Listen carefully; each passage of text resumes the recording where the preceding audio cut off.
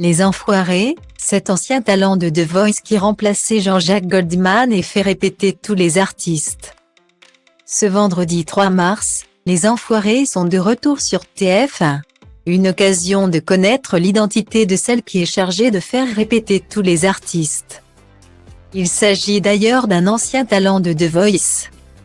C'est une nouvelle édition qui promet, comme chaque année, de réunir des millions de téléspectateurs devant leur écran. Ce vendredi 3 mars, TF1 diffusera le tant attendu spectacle des Enfoirés, qui s'est déroulé cette année au Altony Garnier de Lyon face à 42 000 spectateurs.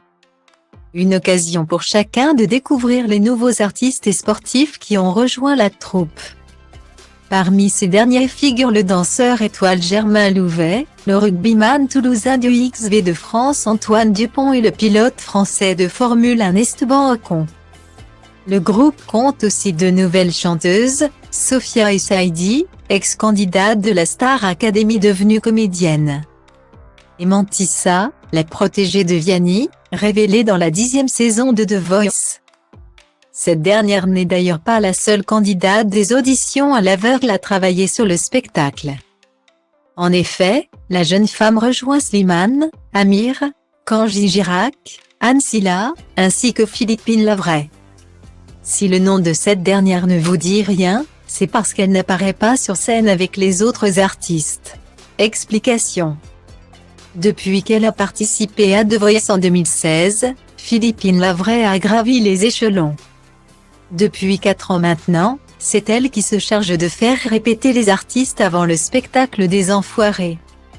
De toutes les choses extraordinaires que j'ai vécues, c'est la plus belle, confie la jeune femme dans les colonnes de Paris-Normandie.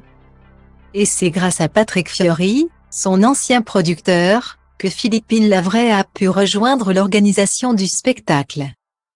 Il m'a demandé si je pouvais faire les voix témoins pour l'orchestre lors de l'édition 2018.